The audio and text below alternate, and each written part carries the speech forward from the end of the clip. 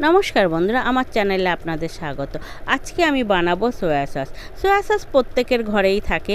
Chowmein, chilli chicken বানাতে গেলে না সয়া সস লাগে। আর সেই সয়া সসগুলো আমরা বাইরে থেকে দাম দিয়ে কিনে নিয়ে আসি।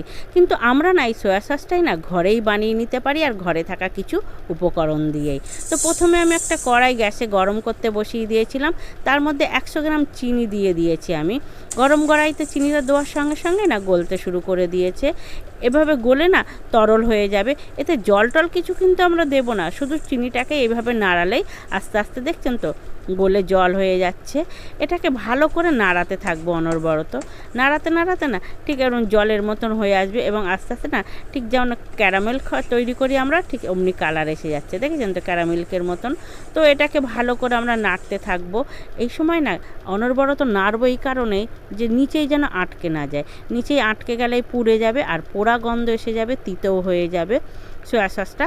তখন কোনো তরকারিতে বা কোনো কিছু খাবারের মধ্যে না আমরা দিতে পারবো না, পোড়া গন্ধ চলে আসবে। তো এইভাবে নাড়তে নাড়তে না এটা না ডার্ক কালার এসে যাবে। দেখুন কালার কত চেঞ্জ হয়ে আসছে। তো আমার এটা না বেশ ভালো ফুটে এসছে। আমি এখন গ্যাসটা বন্ধ করে দিয়েছি, দিয়ে এটাকে অনবরত নাড়তে আছি আমি। নাড়তে নাড়তে না কালারটা পুরো চেঞ্জ হয়ে যাবে, থিকনেসটাও ঠিক এরকম হয়ে এসছে। তো এই অবস্থায় না আমি এর মধ্যে জল দিয়ে দেবো। ভাববেন না যে এটা এরকম হয়ে গেছে বলে এটা হবে না, এতে জল দিলেই এটা আস্তে আস্তে গলতে শুরু করবে। তো আমি এর মধ্যে 500 গ্রাম জল দিয়ে দিচ্ছি, দিয়ে ভালো করে এটাকে নাড়িয়ে নিচ্ছি। নাড়িয়ে দেখুন কত সুন্দর হয়ে গেছে এটা আমার। তো আমরা ঘরেই যখন বানিয়ে নিতে পারবো অল্প খরচে, ঘরে থাকা উপকরণ দিয়ে, তখন বাইরে বা কেন কিনতে যাব। তো আজকে আমি এর মধ্যে দিয়ে দিচ্ছি 1 চামচ টেস্টিং সল্ট, 1/2 চামচ ঘরে খাবার নুন, আর 1/2 চামচের একটু বেশি চিনি দিয়েছি। দিয়ে দিচ্ছি 4 চামচ এখানে ভিনিগার, দিয়ে সব কটা উপকরণ দিয়ে ভালো করে নাড়িয়ে নিচ্ছি। তো ঘরেই তো বানিয়ে নিচ্ছি দেখুন, আর ঘরে বানানো জিনিসটা আরও ভালো হয় না?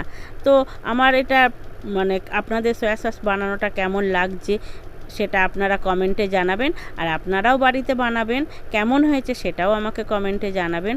তো আমার এটা না তৈরি হয়ে এসছে। এটা বেশি ফোটাবো না, এটা 1-2 ফুট এলেই এটাকে নামিয়ে দেবো। কেননা বেশি ফোটালে না এটা তেতো হয়ে যাবে, গাঢ় হয়ে যাবে, তার তেতো ভাব এসে যাবে। সেই জন্য এটাকে অল্প একটু ফুটিয়েই আমি নামিয়ে নেব। আর এটা না বেশ কিছু মাস ঘরে রেখে দেওয়া যাবে, ফ্রিজে ছাড়াই।